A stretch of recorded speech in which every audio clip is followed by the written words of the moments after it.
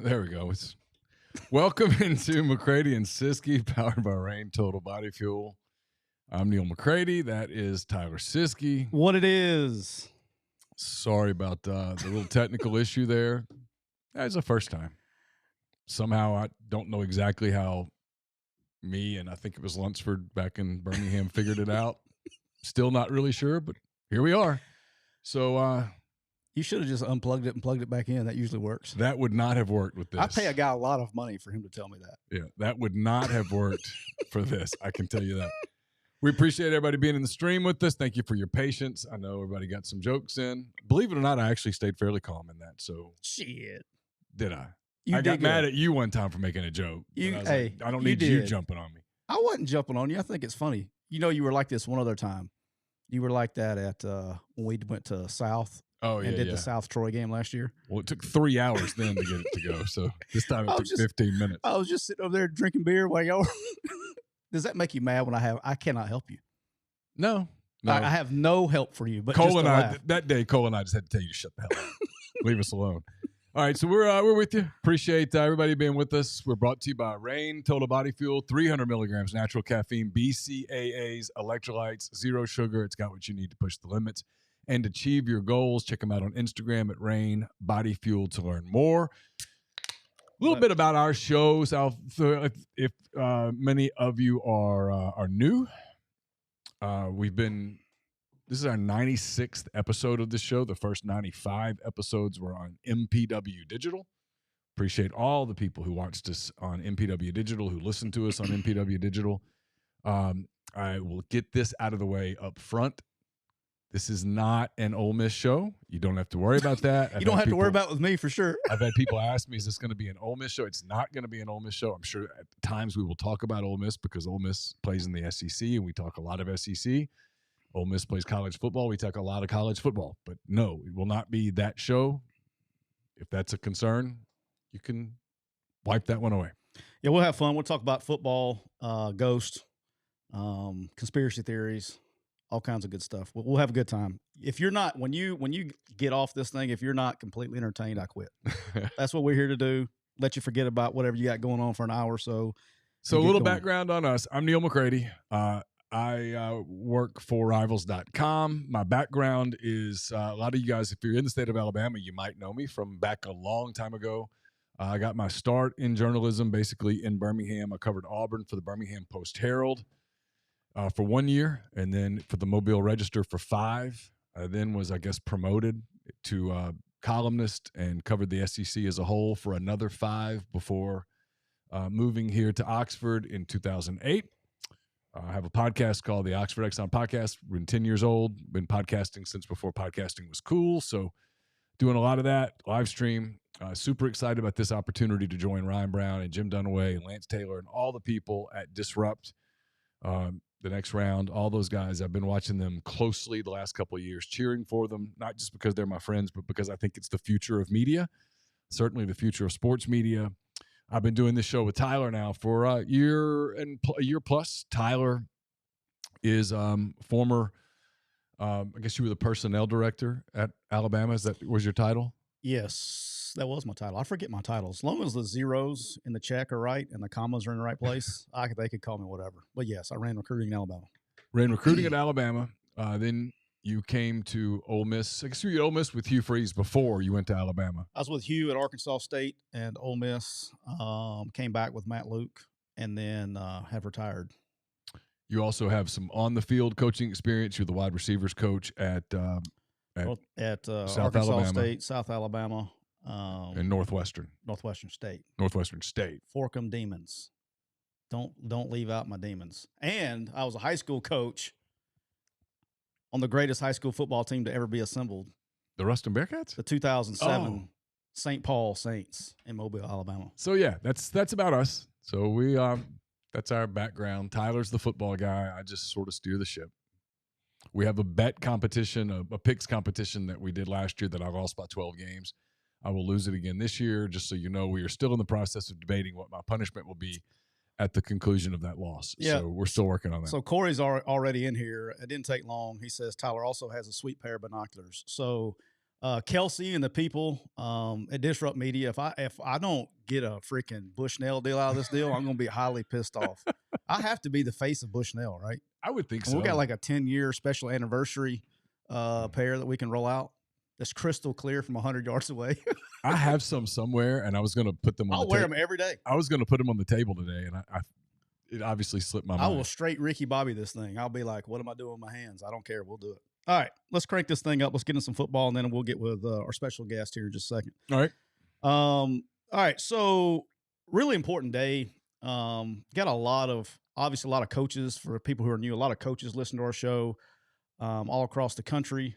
They've been on for a while, but first day of class hits at a lot of places either today or this week.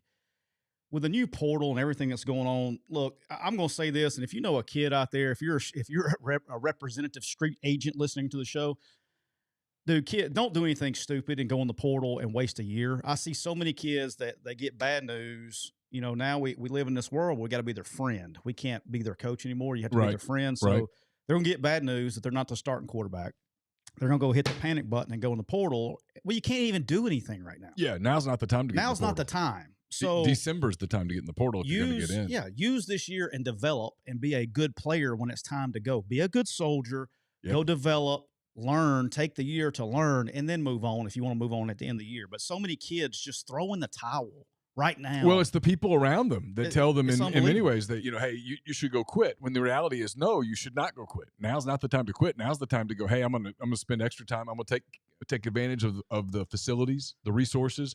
I'm going to get in the weight room. I'm going to work out extra. I'm going to do all of those things. And then I'm going to get on the practice field. And when I get reps, I'm going to try to get as good as I can so that when I get in the portal, I can go somewhere. And also so that one of two things is going to happen if you do that. One, you're going to improve and they're not going to want you to get in the portal. Or two. Well, you may end up finding your way playing too. Right. Or what I was going to say is the coaches will at least appreciate the effort that you put in. And when it comes time for them to process you, they'll help you find a home. I just saw that a lot last year. And I was really disappointed. I thought a lot of kids packed it in during camp. And I mean, I won't say names, but I know for a fact there were kids that were asked to go in the game and play. They're like, no, not doing it. And I don't understand that. So the people around you, if you know somebody in college, encourage them. If they don't get the news that they want this week and when they start splitting off, because camp's ended, everybody's going to start progressing toward the season. If you're not where you want to be on the depth chart, hey, I got a great idea. Hey, let's try to do something about it. And try to move yourself up. Let's do that. All right. Did you watch any NFL preseason games this weekend, Neal? I did not. I watched a handful of snaps of Chargers. So listen, I love the NFL. Love it. I will watch tons of NFL when the games actually count. Chargers Saints last night. I saw on Twitter. You watched? I watched like 10 snaps. Okay. And then Carson, my son, came down and he's like looking at me like, so, what are we doing? Last episode of The Bachelor was off. What are we doing with the TV here? And I was like, you can turn it. And he was like, picked up the remote and immediately turned it to Major League Soccer. So, all right, I'm a football junkie. You know that. You are. And I may be the biggest football junkie on the planet. Ask me how many snaps of the preseason I watched this weekend. I know the answer, but I'll play along for the show. How many? 0.0. I just can't do it. Like, there's a couple things that I'm watching because I want to see whether people can get jobs or not. But in terms of like sitting and watching a preseason game, number one, it's super vanilla, which you'd expect. Number two, like once about the second quarter rolls around, I don't know any of those cats are. It's hard I figured out what it is. I cannot watch a game where nothing is on the line. Now, I love the NFL once it starts, but at the end of the year when you always have the team that's the number one seed and they got it locked up and they don't play anybody the last weekend, I don't watch that game either. If nothing is on the line, I have a tough time getting into it. Now, maybe this is just me being sick and sadistic. All right. My life for 20 years was a scoreboard business. Yeah. All right. And it is the ultimate gamble. You're gambling your bills, the way you feed your kids on winning a football game. It's the ultimate gamble. You're gambling life on winning football games. Yeah, of course. And so when there's nothing on the line, I have a tough time, man. I have a tough time watching. Because the scoreboard doesn't matter in the preseason. And that makes if the final score just doesn't matter, it's hard to watch it. Yeah, I just can't. So, but hey, by gosh, we got week 0 here. Now, with that being said, tonight I will peek for a minute tonight. We got the Baltimore Ravens playing the Washington Commanders. the Redskins, the football team, and whatever name they're going to next year. We're going the Ravens is very interesting. Yeah. They're only a 1.5 favorite tonight. Okay. All right. So far, I'm not interested. But they've won 24 straight games in the preseason. Well, if you're only favored by 1.5 and you've won 24 straight, hey, that streak's on the line. I might have to roll. Well, it's just a 1.5. They got to win. Although the preseason you can tie, so that's that's off. But I mean, somebody's got to win, don't you think? I mean, if they've won 24 straight, 1.5, wouldn't you take that wager? Feels like they do. Yeah, I think they're. No, I got to take them. I'm going to take them the Ravens -1.5 tonight, just for fun, for $5. Okay. So, did you have a good weekend though? Yeah, I had a good weekend. Trying to think what I did. I didn't do much. I worked on some football stuff, getting ready for the start of the season, and did some prep to get ready for today. Obviously, not enough. Hey, I didn't.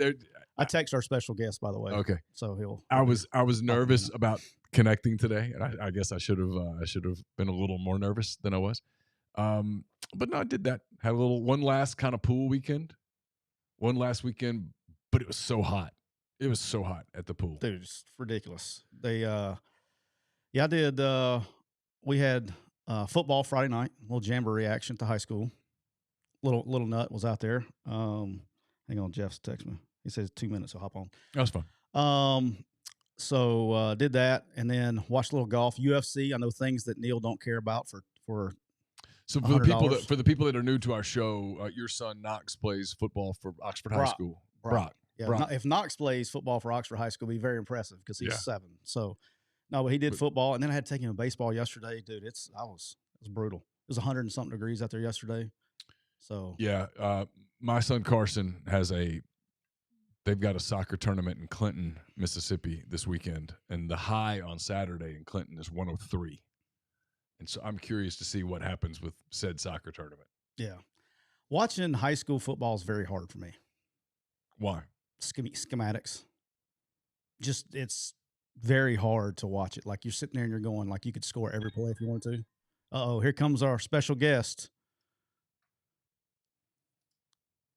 Ladies and gentlemen, boys and girls, children of all ages, joining, whenever we get the button, there he is, joining the show for special edition of Mayhem Monday, the Minister of Defense himself, Geoff Collins. Geoff, what is happening? What's up, fellas? All right, how are y'all? I'm good. How are you? Oh, let's see what great. we got. What gear we rocking today? I got a Equipment versus the World hat and a Guinness Rugby Six Nations T-shirt. Figure we talk about a little week 0 action and figure I'd dress accordingly. I love it. Are you a Guinness guy? I'm not, but I thought it was a cool T-shirt though. It is a cool T-shirt. rugby dude. Yeah. Do you like Guinness? It's okay. I don't do the stuff that looks like I'm drinking charcoal. It's okay. Yeah, there are other stouts that I like a lot better than Guinness, but Guinness will do. I'm not going to be that big of a beer snob. All right, it's Mayhem Monday. Our good friend Geoff Collins is going to join us. We're going to talk some ball. So guys that like real football talk, here we go. And some of you guys will geek out. And if you don't know what we're talking about, and Neal will remind me if we get too geeky, and then we will try to do the Cliff Notes version. How about that? Okay. All right. So first thing I want to talk to you, we got week 0 coming. Right. Geoff's defensive coordinator. I've been an offensive guy, so I want to talk to Geoff a little bit about one of the most exciting games I'm looking forward to watching is Notre Dame and Navy this weekend. Okay. All right. So I have a very bad experience on staffs playing against the triple option, and so I wanted to let's break this thing down because I don't think the fans understand that. Talk to me about prepping for triple option and how much different it is for you as a defensive coordinator or head coach as opposed to just traditional offense. Yeah, and my history with it goes way back. I played in the Southern Conference, and if anybody doesn't know the Southern Conference, when I was in it, playing and coaching, Georgia Southern was in it, the Citadel was in it, Wofford was in it, and so you saw the triple option, 40% of your schedule, that's what you were going against as a player and as a coach. And when I was the head coach at Temple, we played Army and Navy while we were there. So that's it's an interesting prep. But there's a lot of things that go into it. The biggest thing back in the day, every single defense that you installed to your players, you went chapter and verse of dive, quarterback, pitch in every single thing you did, whether you were going to play a triple team or not. And, when you see one of those teams show up on your schedule, you make sure every time you install, you're going through that so the guys get used to hearing it. All right. Did it change with you? Because this is where I've been on both sides of it. As a coach, I remember we played Navy in the middle of the season. And then we played Air Force in the bowl game. Did you change your prep? Okay. When you got because I know Dave Womack, I remember they've played him before. And I remember him talking about how different of prep was, I guess, or the style of prep when you have more time as opposed to a couple of days. What did you do differently when you had a short period of time versus a bowl game or the first game of the season like Notre Dame had? Sure. So it's, usually know that they're going to be on your schedule before the season even starts, before spring ball even starts. So I'm one of those defense coordinators that hates pursuit drills. I hate doing them. I hate running them. I hate watching them. Your players I hate coaching them. But your players love you. Yeah. But whenever we would, get ready for a triple team, we would do pursuit drills even during spring ball, preseason camp. And that's a way that you can get the principles in place, go over all your defenses in a non-contact, non-cutting period, and you're just getting the guys ready to start learning that terminology. And I think, back to your original question, one of the worst times to play a triple option team. He did it. His phone's got like diseases on our. He'll buzz right back in. Yeah, he'll buzz back in. He had a connection issue the last time. There he is. Here we go, boys. Oh, hey, you're only it's only you on this show that does this, so it's got to be the ghost is following him to his house. Could be. Yeah. That's what it is.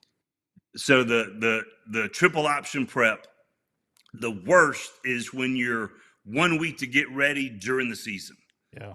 The best is when you've got a bye week, because that way the guys get a little bit of rest. You can go over it during that bye week period and then hit the ground running the week before. The second best is kind of like Notre Dame's experiencing right now, where it's the first game of the season. So everybody's excited about the first game. Whatever you're going to do, you're going to, be ready for it. There's a little bit of maybe a little too much having 4 weeks of a preseason to get ready for it. And the absolute worst time to get ready for the triple is in a bowl game, because the guys are wanting to go on the beach and they want to hang out. They're not really wanting and concerning themselves with playing the cut block all day during practice and dive, quarterback, pitch. They want to be enjoying the bowl. So that's my opinion, the levels of prep to get ready for this. That's a really good point. That's what was the next question. You kind of led me into that next question right there. Okay. How much has defending the triple, because this is something I'm so curious about with the new clock rules coming in, because I think it can be, you're talking about, your Armies, your Navies, your Air Forces, you're talking about they can really shorten games now. Okay. They've always shortened games, but now they can really shorten games. Yep. How different is it defending the triple on the perimeter with no cut blocks on the perimeter now? Like, because I remember, like, it never fails. Like, I used to laugh at them because I'd be in offense and defense would go over, and it never failed. Whether it was Kane, Dave, whoever was the coordinator, you would start that circuit where they're rolling the balls across the freaking field and they were having to defend cut blocks. Well, you don't have to do that anymore. And so now your safeties can run that alley and tee off on those guys in the slot. And that's why I was curious, like, how much has that changed in your opinion, defending the triple? Yeah, it's huge. Yeah, I still remember we were at Temple. We give those scouts and receivers an extra Snickers. Yeah, they could get one of the corners on the ground, and they would just pester the heck out of them, going out there and trying to grab their ankles and trying to trip them up. And I think the way football is played, it's really four ways. It's size, power, speed, and quickness. Right? Those are the four ways that you build a program in some level of hierarchy. Well, the triple option flips that, where it goes quickness, speed, power, then size in the inverse order. Well, you take the cut block out of the equation. Well, your advantage of quickness, you can be undersized, you can have smaller linemen, smaller slot backs, because you can just cut. Well, now when you got to go, it's strength against strength, power against power, and you got to, man somebody up on the perimeter. Yeah. Things get a little bit different out there. Yeah, I got in trouble Friday night when I got home. This really bothers me, by the way. Geoff, if you come up with a cure for this, will you let me know? Okay. My son's playing receiver. He has a guy sitting in the chair next to him that coached it for 20 years, kind of has a small idea. And so very first play he gets in the game the other night, he's got to block the safety. He comes like trotting off the ball at like 5 yards and gives the guy like a 15-yard running head start, and he just gets plowed. I'm talking about just plowed. And so he comes on. I was like, hey, I said, will you listen to your dad just for a second? I'm going to help you where you don't get your ass knocked out every time you go out there. I was like, you got to close that guy down and don't let him get a running head start. You got leverage on the guy. I said, you got to use it. Can't let him get a running head start. And he just looks at me like I got, horns coming out my head or something. They will not listen to their parents. Now I can get Geoff to call him and tell him the same thing. He'll be like, Dad, guess what Geoff told me? Geoff told me if I close the guy down, and I won't get murked. But I don't understand why people don't do that. But that's the thing you're going to see this weekend, because they're going to be blocking on the perimeter, not cutting. Because that was the whole point, right? Is if you let them get a running head start at you, he's gone, he'll come back. You let them get a running head start at you, you have to cut them. You have to. And so if you can't cut anymore, you gotta close the guy down. So you're telling me that Notre Dame's got a better chance of blowing out Navy than they would have a year ago? I just think there's going to be limited things on the perimeter that they can do. They're not going to be able to go, quick pitch it out the perimeter or quick toss. They're going to come downhill in a hurry with those big safeties. All right. And I think one Go of the biggest things too, back to your point about the running clock now, is you see a lot of people when they're defending the triple, is the vast majority of defenses play some form of read and react. We're going to be sound. We're going to play dive, quarterback, pitch. Well, those 2 to 3 yard gains, not only now is that going to extend, being fourth and short or whatever, it's going to be that clock's rolling. Well, you're going to see defenses having to be much more aggressive and dictate the pace of the offense instead of just being more read and react, a little more passive. You're going to see, it'll be interesting to see Notre Dame. Are they going to be in attack mode? Because Marcus Freeman has gone against it when he was at Cincinnati. He played Navy, he played Army as well. So just seeing the multiplicity and maybe a little bit more aggressive defense against them. So you're saying that, Geoff, because if in Notre Dame's case, they want to attack because they want to dictate tempo, which means they want to get the football back. They don't want to allow them to drive. That's exactly right. And, it's risky, but, you got to generate tackles for loss. You got to, if they do try to play action pass, get some pass rush going instead of just sitting there being passive all day. Because if you get super aggressive, you're not quite as assignment sound, and that leaves you more susceptible to a big play.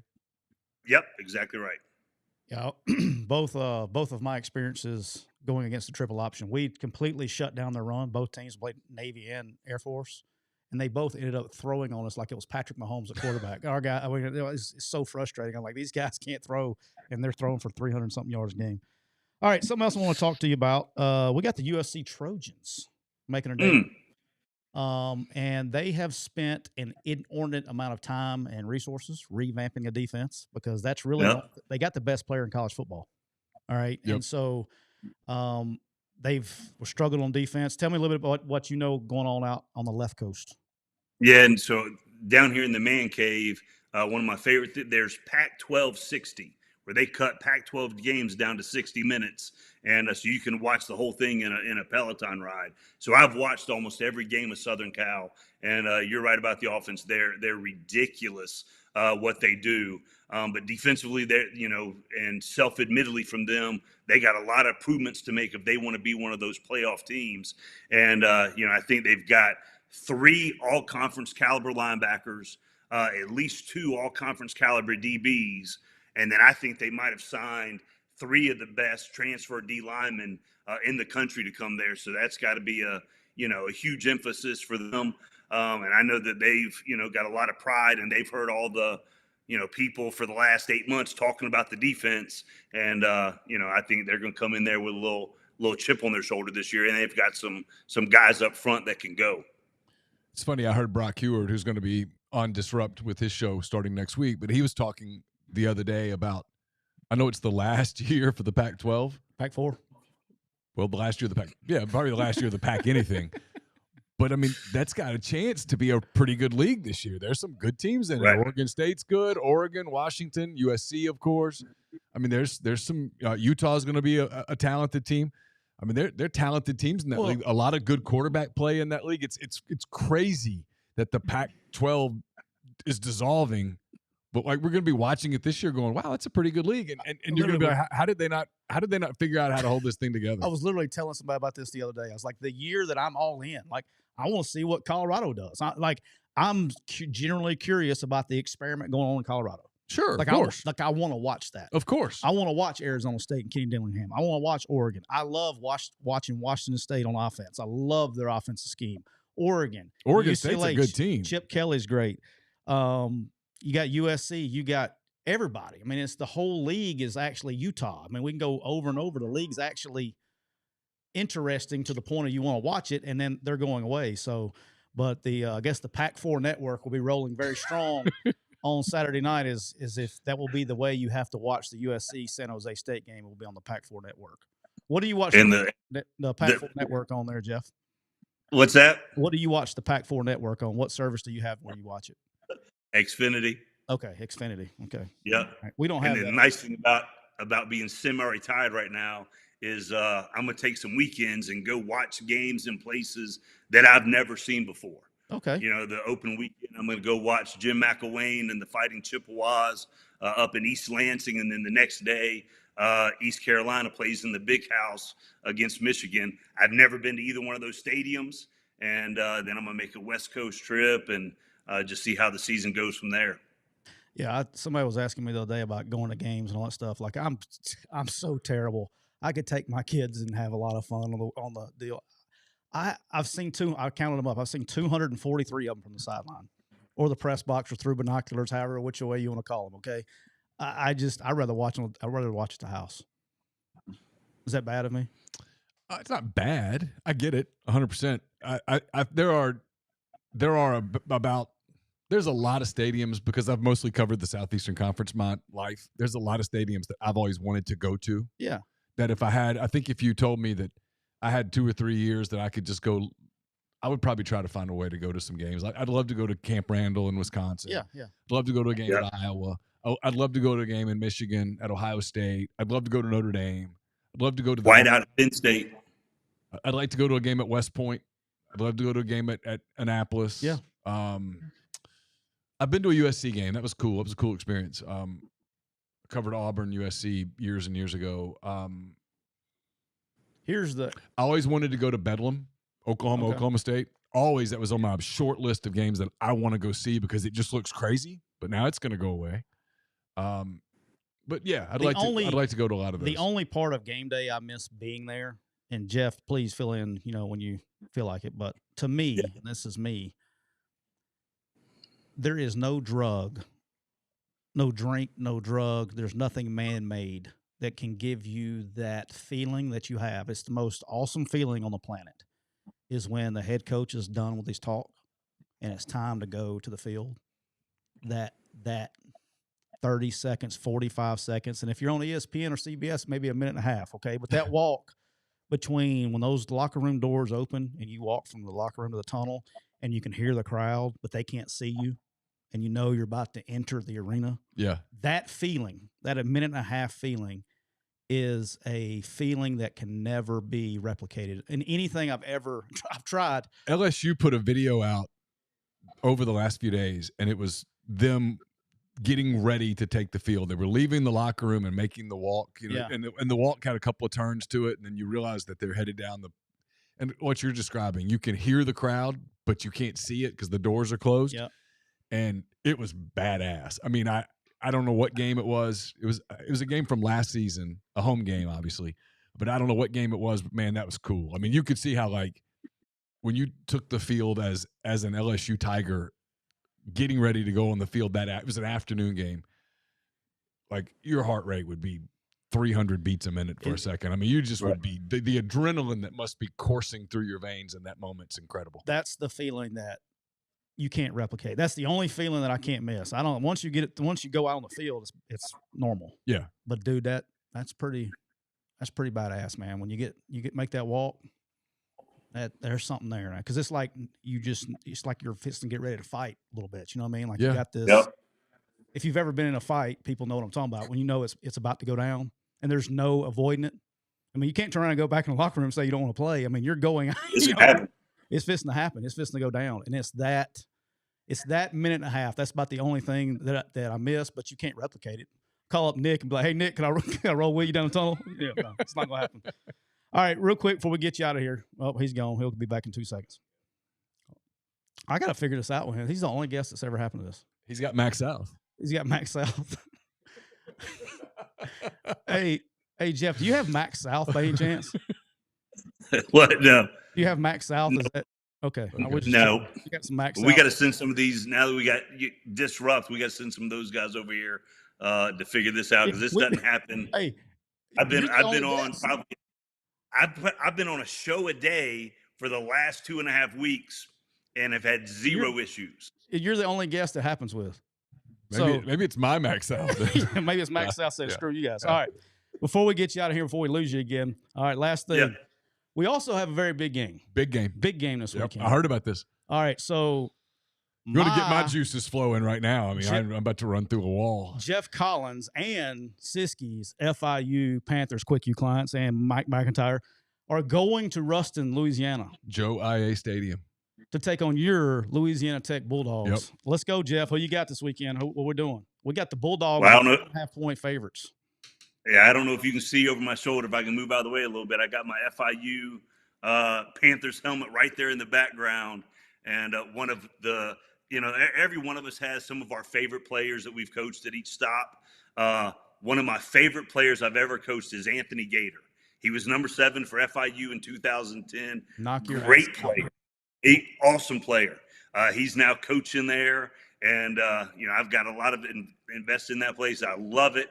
And so I got to go with FIU in this one. We had T.Y. Hilton played there when Geoff was there. Yeah. Yes. And FIU and Arkansas State was a big rivalry back in the day. So I coached receivers and Gator did he talking about bringing the wood now? What was my safety's name too? That the other kid. Jonathan Cyprian played 10 years in the league. Knock you out. I'm talking about. Yep. And this is I didn't like to cut. All right. So I would want to be physical. I remember we were running quarterback power with the Applin. Cyprian comes down the hill, and I had like a 6'3", 210-pound receiver goes in there. He just, hey, I got, and he's like, hey, coach, hey, that's some bullshit. He goes, I'm fixing to cut him next time because you got my ass knocked out. I was like, all right, you can go cut him next time because they were physical. That was awesome. So you got T.Y. Hilton was a great player and was a complete pain in the ass every single day, all during the week, during practice, having to cover him. But I was his biggest fan on game day because that dude could straight ball out.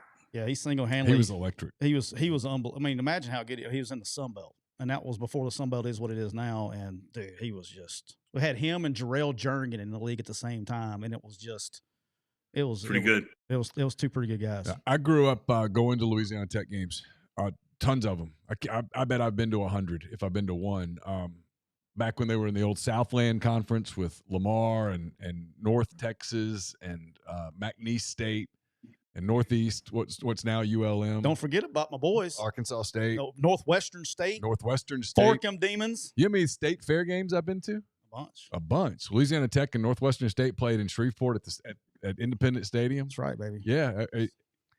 Take the church bus over to Shreveport. When we were there, they were scared scared to ride the Gravitron, go down the big slide, and then go to the football game. Yeah, it was a big deal. They were scared to This play. might be the only show talking about this game, which is great. It will be 100% guaranteed. 100% guaranteed. No question. There's going to be a podcast with one listener talking about this game. All right. Well, Geoff, I appreciate you, brother. You've been Absolutely. the best. We will send Max South over to get your technical difficulties fixed right away. I appreciate it, guys. Right, Later. That's my guy.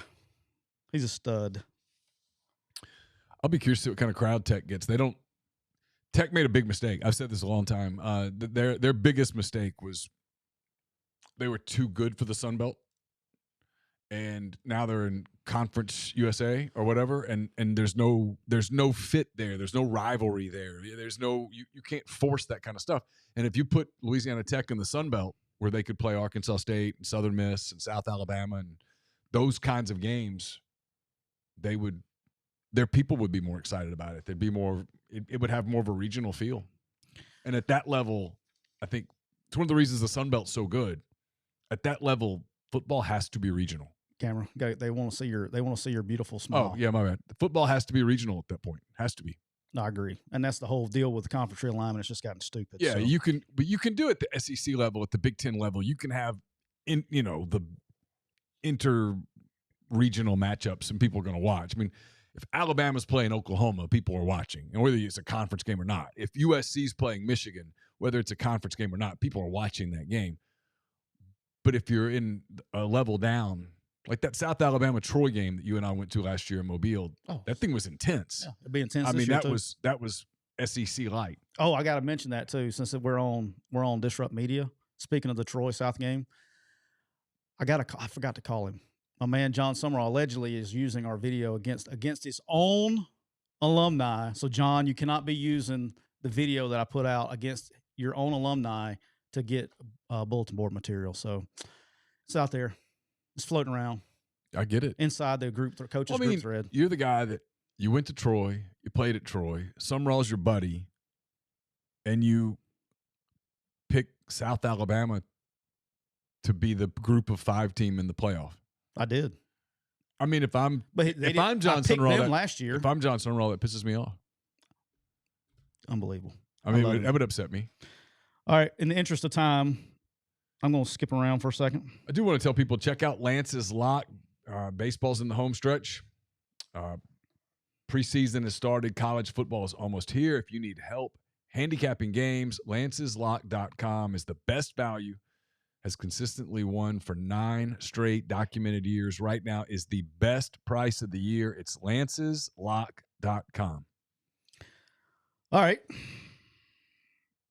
I got really pissed over the weekend. I think it was because I had a rain on the way to the traveling the other day. Yeah. And I keep hearing these Alabama takes. And I'm borderline is irritating. Okay. Which takes are you referencing? Because there's lots of Alabama takes. They are building. So the first one that just drives me nuts is people in the media trying to analyze his mood. Nick's mood in a press conference. He does seem happy. But that's who I see. He's just being normal. Usually in the media, he's not as happy. Well, that's what he did not seem as happy after Saturday. He looked a little more normal, which is, I read nothing into that other than he was just in coach mode.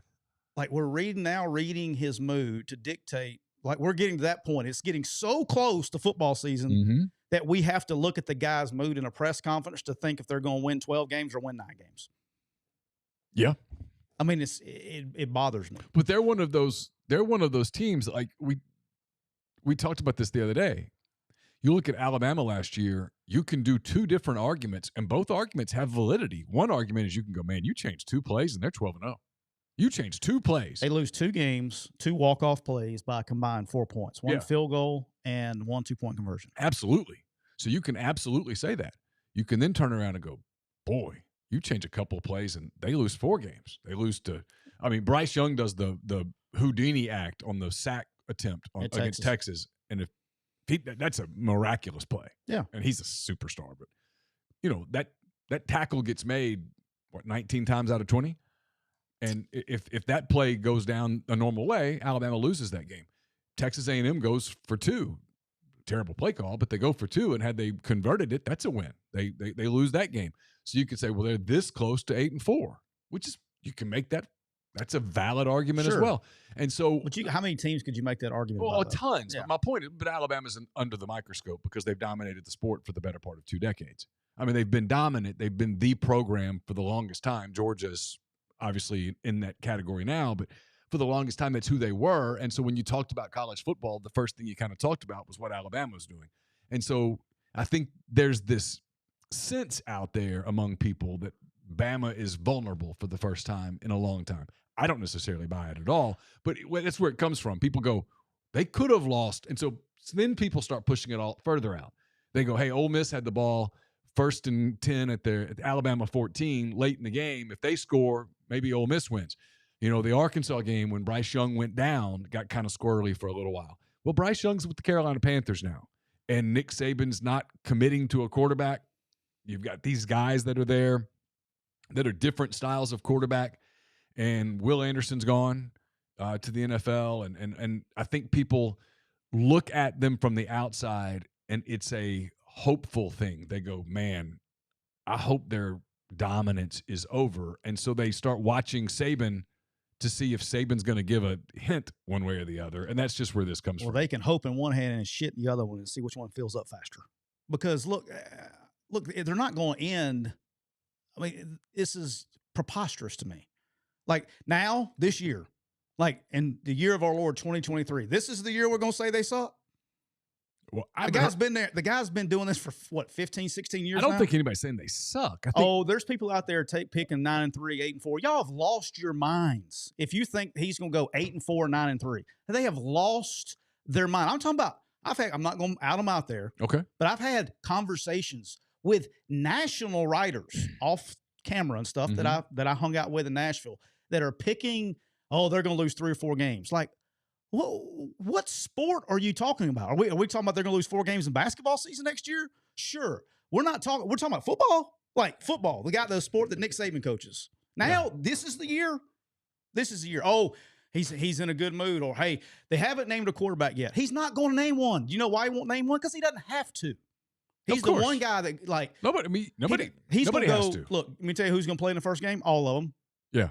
All of them will. And guess what? Whoever he thinks does best is going to roll out there at September 9th against Texas. That's who's going to roll out there. And guess what happens if they start struggling? He's going to put the other one in. And guess what happens if he struggles? They're going to put another one in. The fact that they haven't named a quarterback should scare the shit out of everybody. Why? Because that means they're all pretty good and they all can get the job done. That should scare everybody. You want to just playing devil's advocate for Sure. the sake of being devil's advocate, because I agree with you for the record. Because I guarantee they all don't stink. Is it possible that it's just no one has taken the job yet? No, like, all right. So I was there when we had the whole Jake Coker, Blake Sims deal, right? And he's going to let them play, man. And whoever seems to take the team and be successful. And the thing that he looks for, and the thing that all coaches look for, is what guy makes the other 10 players in the huddle better. That's who you're looking for. And guess what? They're all going to play. And they'll work itself out. But he doesn't have to name one, because the fact that he hasn't named one should scare everybody, because that means he thinks this guy can. You know, he didn't go in there last year and go, man, I don't know if Bryce Young, I don't know if he's going to be our guy. No, he named him the starter. Why? Because he was that much better and it wasn't even a competition. The fact that he's got 3 guys repping, and really 4 repping, that, you know, that should scare everybody a little bit, because now he can beat you multiple ways. But this is not the year that this is going to happen, so they can save that. All right, last take on Alabama. I gotta say this, man. This is driving me nuts. I apologize. I've had my rain, man. Bob, I know my you're good friend Bob. up. I'm gonna leave it up to you guys in the chat to fill everybody in when I say crazy stuff. But like Bob is our guy at Monster. I've had my rain. It's kicked in. I'm ready to go. All of these takes, because they can't find anything to pick on. All right. The receivers, man. We've got this take. The receivers can't catch the football. We're having drops. Drops, catching the football, drops. Like, well, no, that was coming now to defend. That was coming from people that are inside the program. I mean, that's the in-house media that's doing that talking. I understand. It's terrible. You talking about lazy takes? You like lazy media takes? That's a lazy freaking take. I don't want to hear nobody talking about, it dropped the ball. Don't be a drop the ball guy. Don't be a drop the ball coach. It's one of my pet peeves. I have not talked about this on the podcast. One of my pet peeves in life is when a receiver drops a ball in a game or something, and then somebody goes, catch the ball. Well, no shit. My wife doesn't know anything about football. Right. Doesn't know anything. But you know what she does know? He was supposed to catch the ball. I got a great idea. Why don't we teach him how to catch the football? You got to diagnose what the problem is. Every drop is different.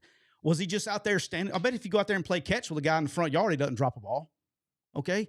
It's hard. You have people trying to kill you. Okay? Was it a contested catch, or were you just standing there in open zone just chilling and dropping the ball? No, there's reasons.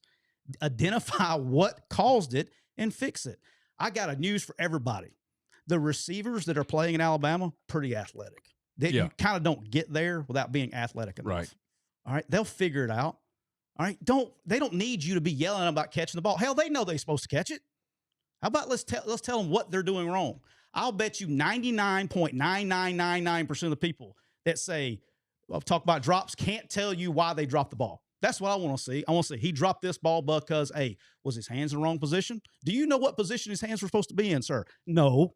How about just leave them all? Let the guys go play football. Let them go play football. They'll be all right. It's like yelling at a guy for shanking the ball on the. Tiger Woods pretty good. All right, he will shank a ball from time to time. All right, don't make it mental. Just let him go play. That September 9th game in Tuscaloosa against Texas, man. That's just. It's got. There's a decent chance both whoever loses is still making the playoff, right? But it's got such a. I don't know, litmus test is the word, but like we're gonna know so much about those two teams after that game. There'll still be a lot of development that will happen. There's a lot of football left after that game, obviously.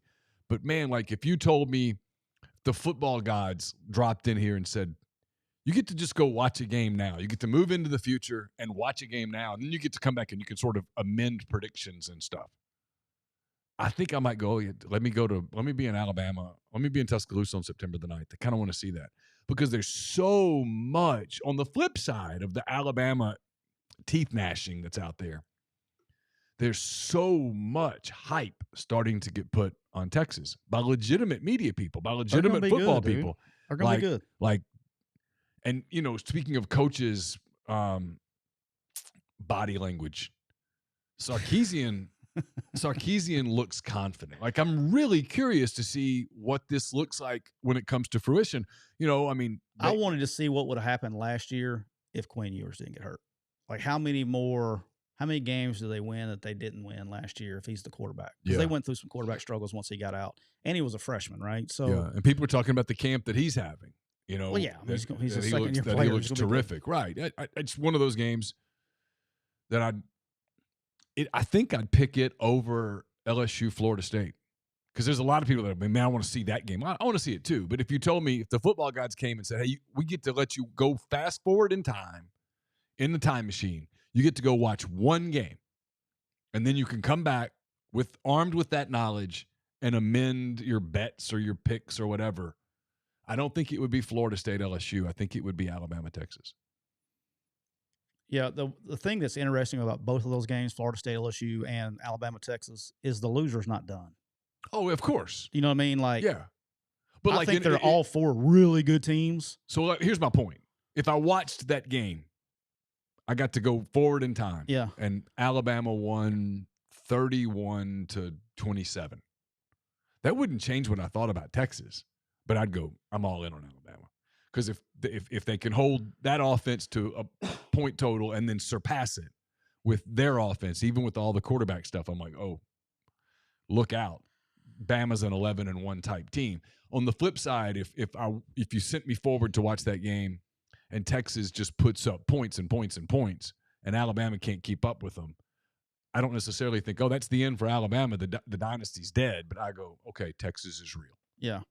The thing that always, the game within the game is what I kind of like looking at. The thing that always interests me is when you watch Texas, like Nick has so many former coordinators that he has to go against that, what, like, I don't know if fans know this or not, but like when you go out there to practice, the schemes that mess up that coverage, right? You know how to get them in the coverage you want because you go against each other every day. You know the little the patterns that kind of mess them up, what they struggle covering, passing off, things like that. And you know how to get them a little sideways. Well, Sark knows that too. And DBs have been going up against the same. Like, one of the things you got to be careful with judging practice stuff or scrimmage stuff is that the DBs know what's coming. Yes. I mean, you can't help it. Yes. You've they done get it very flat-footed. You've done it every single day. You know the calls. You know the cadence. You have, at some points, you kind of have a built-in advantage that obviously goes away when you play somebody different. All right, we're going to switch gears a little bit. Did you see Hugh's comments at the press conference on Saturday? I did. He said he has to be the practice jerk. Never heard. I covered Hugh Freeze for 6 seasons at Ole Miss. I never heard him refer to himself as having to be the practice jerk. I have. That's why I want to talk about it. Okay. I was probably the last person to hear him say that. First of all, he didn't have to be the practice jerk when I was there. There were other jerks. Hand raised guy, you know. No, but so when he took over at Arkansas State, and we would talk about it. And he would say, hey, look, we would play good cop, bad cop. And we would talk to each other before we went out. Hey, I'm going to be the good guy today. You be the bad guy. Hey, let me be the bad guy. You be the good guy. Whatever. Very important technique in capturing players because you can't be the asshole all the time. You know what I mean? Or the kids will just tune you out. And so he's a master at it, man. He's really good at it. You know, every staff that I've been with him, and I would read him, and then you get to a point you're around him so much, you don't have to you don't have to talk about it. Yep. I can tell his mood when he comes out, whether I need to be the good guy or the bad guy. I can tell when he comes out. He's either got a mean on when he comes out, or he's a little bit laid back, relaxed, and then you just flip the script and then play the other side. So here's what he means. Yeah, that's probably okay. That's what I was going to ask. All right, and it's more about being a little harder on the details and the small things because look, it's like football is a game about execution, right? Small things add up to big things. So if you're not finishing, if you're not playing with the right intensity, it's not about the effort as much as it is the strain. Okay, those are two different things. All right, effort is I'm running around the whole time. Strain is at the point of attack. Are you pushing to your max, right? Yep. And you, especially when you're starting a new program at a new school, you have to get that out. You much rather tell them to slow down than giddy up. It's a lot easier to tell them to whoa, whoa, whoa than it is to giddy up, if that makes sense. That's what we always used to say. Sure. So, but I think it was his turn this week to be the bad guy, and it comes from the top. And when it comes from the top, it feeds down. Those kids, you know, he's been the arm around the hug net guy. When he flips the script, it keeps kids balanced and you keep their attention. You know, you got to be. It wasn't that, you know, the coaches weren't being mean enough at practice this week. Yeah, they're still getting that. But he has to mix it up to improve his communication, right? That's just what he does. He'll continue to do that. And you'll know the longer you're with the guy, you kind of know when he comes out, if he's got a mean on or not. You don't even have to ask him anymore. So he's got a different set of expectations than his predecessor. It's not a knock on Harsin. They're different people. So they're going to run programs differently. Hugh's going to want guys to practice a certain way. He's going to want guys to approach things a certain way. He's going to, as the season gets closer, he's going to want the buy-in to be. Yeah, it's time now. Yeah. Well, if you're not bought in now, it's time. It's time to go. It's you know, I think he mentioned, I actually watched the interview. I think he said it. He said it's time to stop talking about we used to do this or we used to do that. Right. We're together now. You know, it's a one unit pushing forward.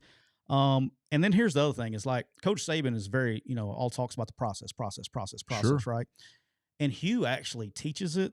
He just doesn't call it the process, right? The whole point of what Hugh's really good at doing with kids, and sometimes you have to remind Hugh this too. He always says, play the next play. You probably heard that 10,000 times covering him, right? Mm-hmm. No matter what happens on that play, each play has a life of its own. Okay, you have to completely mentally flush what just happened and move forward to the next play like it's the first play of the game. Does that make sense? Yeah, of course. That's so much easier said than done. Of course, it's almost impossible to do because you have immature kids. Yeah, of course, that are out there having to do it. Sometimes you have to remind Hugh. He would get mad. He got mad at me for not subbing one game. But hey, next play, play next play, play next play, and so that's a process. And once teams do that and can play each play like it's a life of their own, that's when they're good. So, all right, we'll switch gears right here and then we'll get out of here. Okay, you good with that? Sure. All right. Week 0 is officially here. Yeah. Games actually mean something this weekend. And to give everybody kind of an idea, what we'll do is we'll have 3 shows a week. We'll do Monday, Tuesday, and Thursday. Monday will be usually a recap / preview of the weekend. Tuesday will be continued recap preview, and then NFL, big NFL, because we want to get through the Monday night game. Talk about NFL. Then Thursday we will do a preview and the betting. Yep. Where Neal is going to agree to get shot by tasers. Not getting shot by a taser. In the eyeballs. Nope. No taser in the eyeball? No taser anywhere. Okay. I did see a video this weekend of Bill Goldberg getting tased. That's how he lost his first match. But anyway, you don't know who Bill Goldberg is, do you? The wrestler. Look at you. Yeah, I know wrestling. Wrestling, not wrestling. Come We call it wrestling. I grew up in North Louisiana. Wrestling. I grew up, all kidding aside. We would watch the wrestling from Shreveport in the morning. Yes. And then we'd watch on WTBS the wrestling from Atlanta. That was what I grew up on. Yeah. That was good stuff. Yeah. So you got NWA. The morning was like Cowboy Bill Watts and the Junkyard Dog, the Assassin #1, the Assassin #2. Okay, got numbers on them. Yeah, there was always to get a mask off. It was unmask the Assassin. Laser Leap Town match. And they would always get super close to getting the mask off right as the show ended. And you're like, come on, what happened? Yeah, and then it ended. Cut the break. And then like Paul Orndorff at the time, he was in Shreveport. Yeah. And then he ended up being a big deal. Time, yeah. Big deal. Big Cat Ernie Ladd. I'm trying to think who all was. No wonder my parents realized quickly, you know what? We thought he was going to be really smart and grow up to be an attorney, and nope, he's into wrestling. And then at night, it's like Nikita Koloff and Ivan Khrushchev versus remember that they had that big tag team thing against Kevin Sullivan and what about the Bushwhackers? That was my jam. I'm you trying know to the Bushwhackers? No, they're a little past my time. We had the original 4 Horsemen with Ric Flair, Arn Anderson, Billy Blanchard. We had some good ones. So my grandmother, the Fabulous Freebirds, hell yeah, I remember that. The Rock and Roll Express. God rest her soul, my Nanny Jo. We'd be at her house in Weaver, Alabama. So if you know where Weaver, Alabama is, you're good at geography. And she would watch it on Saturday. It comes on like 5 or 6 or something Saturday afternoon, you know. Yeah. And it was a TBS version, you know, where Ric Flair, you know, when he was young and brave. And she's my grandmother, and she's 100% convinced it was real, and she was in it. Yeah. And it wasn't wrestling. It was what time's wrestling come on. Yeah. So yeah, that's what I grew up We doing. would go to my grandparents in Monroe, and I can remember. So you had Mid-South on yours? Yeah, we had Mid-South in Ruston. And if you were in Monroe, you probably didn't get the Shreveport channels. The Midnight Express. Yeah, Midnight Express. Yes, sir. Yes, let's go, Jim Larry. Cornette. Yeah. Let's go, Larry. King Kong Bundy. I love it. But I can remember getting almost kind of antsy, like because you'd go over there and you didn't know whether you'd get to watch the wrestling or whether you'd be stuck watching the Lawrence Welk show and Hee Haw. Hee Haw. That's what I was about to say. Hee Haw, man. Yeah, Hee Haw's rough. You're killing me. You're killing me with Hee Haw. You're killing me. Because there's one TV, and I was the remote control. Yeah, well. Hey, get up and go turn the channel. But after a while, we would go over there and we got to watch the wrestling. We'd get into that. Oh, yeah. Into the Atlanta wrestling. It's good I remember when Teddy Atlas broke his arm. My little brother was so upset. Cried. Yeah, they put him in the Russian sickle, and it finally just snapped, man. It was more than he could handle. See, that was the original Sting. Yeah. Oh, Ryan's in here. He said sax. See, like, look, Ryan's over here talking noise about sax. So I can't say anything about sax because all my other kinfolk live in sax. So Ryan, I can't really say anything. Yep. The Kilgores, that's there in Sax, Alabama. Yep. Sax is it's like a community. It's not even a town. Now they're big time now. You know, they got their own. If you would have told me when I was growing up, like Fort McClellan was in our town, right? Okay. Well, it closed. Like Anniston was the big city. It was a bunch of communities. Now Anniston's like 2A high school. I mean, they've gone from like one of the biggest, literally in the late 80s. Anniston was one of the biggest school, 1989 state champs, 6A state champs, was one of the biggest schools. And now it's small. Now Sax and all these other schools have gotten bigger. Jacksonville. All right. So week 0 is here. Yep. We got Notre Dame and Navy. We'll talk a little bit more about it on Thursday. We'll talk about gambling stuff. I've already made my picks. Okay. I've already placed my wagers. But the thing that I'm interested in on this one is a little bit we talked about with Geoff. The triple option with the new clock. Like you can bleed some time, and they already bleed time, and here's the deal. When you get a first down, they would wait to set the chains. Well, when you're a tempo offense, you're running between 8 to 10 seconds off before they start the clock. When you're a rolling ball of butcher knives and you're in a big old huddle, it's going to take them a little bit of time to set the chains and stuff. I think the triple option teams that it's 3rd and 1 and they're running, belly or some kind of trap with the B-back or the guy behind the quarterback, they're going to run more clock than normal. And you're talking about really shortening a game. You better get I think this is on NBC. NBC better get all their commercials in as soon as they can get them in. Oh, they will. Those commercial breaks. I'm so interested. Those commercial breaks are going to go from 3 minutes to 4.5. Oh, my gosh. I'm going to lose my mind. I can't wait to actually see what happens. This game's going to be really short. The over-under is at 50.5. So I'm trying it out this week. I'm going to see what happens. Okay. But I think that game goes fast. Game number 2 that I'm all in is my Jacksonville State Gamecocks, hometown, Rich Rodriguez, big fan of the show, my buddy. Your boy Rich Rod. My boy Rich Rod. Yep. First Conference USA game, playing UTEP at home. So I'm all in on that. I think so it's in Jacksonville? It's in Jacksonville. Okay, yeah. So I'm excited about that. This is a game I would probably go to if I was going home this weekend. My mother will be now calling me to tell me to come home and go to the game. But I'm excited about there. I think he's got a good team. Second year, I look for them to do. They're bumping up from FCS to FBS, but he's got a really good roster. And he's been planning for this from the day he got there. So his roster building, they actually did not go to the playoffs last year. So he could go he could work his way up to 85 scholarships.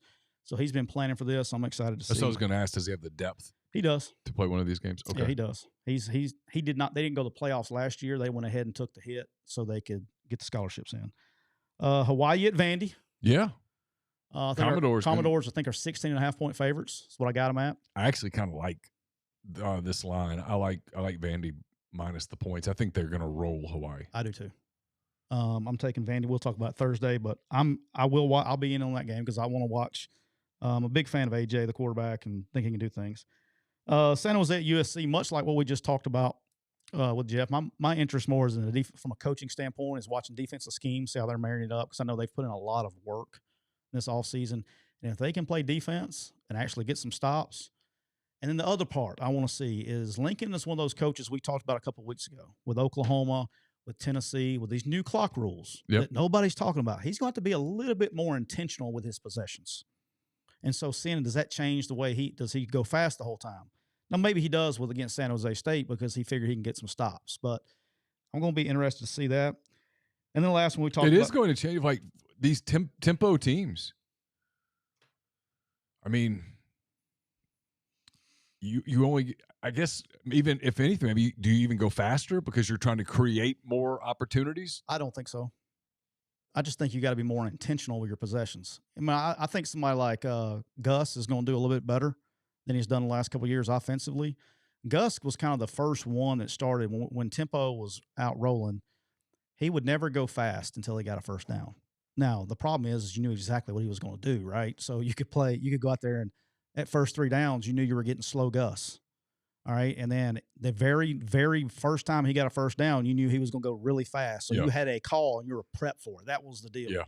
But he's always been a little bit more intentional. Probably last 5 or 6 years, been a little bit more intentional with his possessions.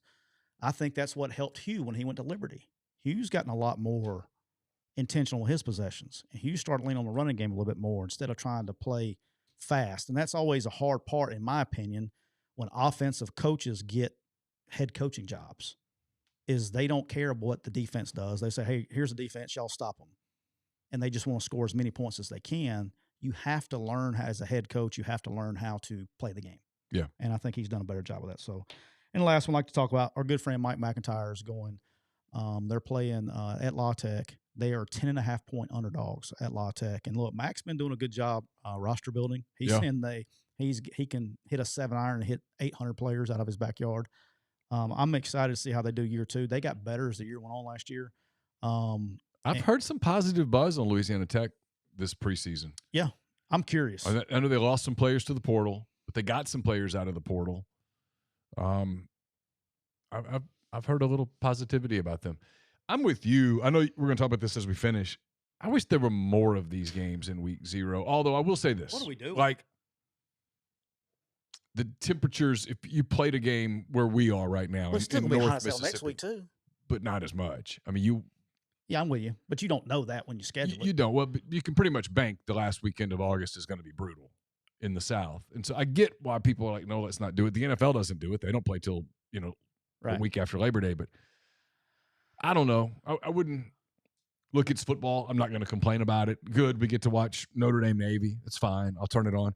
FIU, Louisiana, Texas late game. We'll watch that. Yeah. You get to see football. You know what's coming next week. So it's not like it's some big deal, but you wouldn't mind a few more of the kind of exhibition. Yeah. I mean, We got the the rules neutral set, site things. so the rules are set up for it. Do you know do the fans know the rules? Have you talked about it before? It has something to do with playing Hawaii. And All right, so if you play Hawaii, Yeah. you can play a week 0 game. If you play an FCS team, you can play a week 0 game, and any international game. And then if network TV, if you're going to be a national televised game, they will grant the waiver.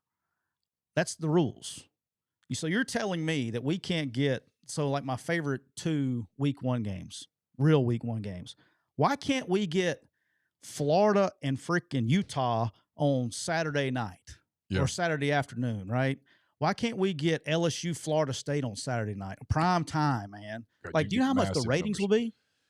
They Week would be 0? They would be massive. And coaches would be all for it. Because it builds in a second open day. Gives you another open day. Yeah. Coaches will be lining up to play. So like next year, Because Alabama your team's ready to play at this point of camp. Because the whole preseason camp thing. Well, you start earlier anyway, right? Well, and you practiced all summer. Let's be real. The getting ready to play stuff.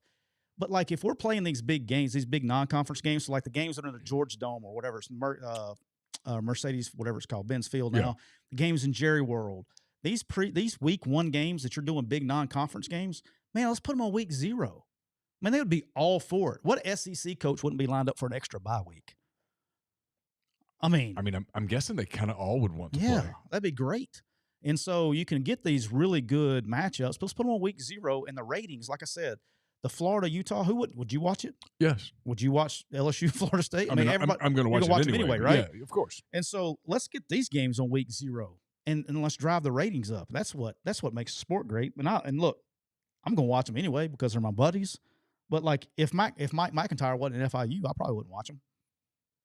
That's why I'm watching that game, because my friend is the head coach. Sure, I get it.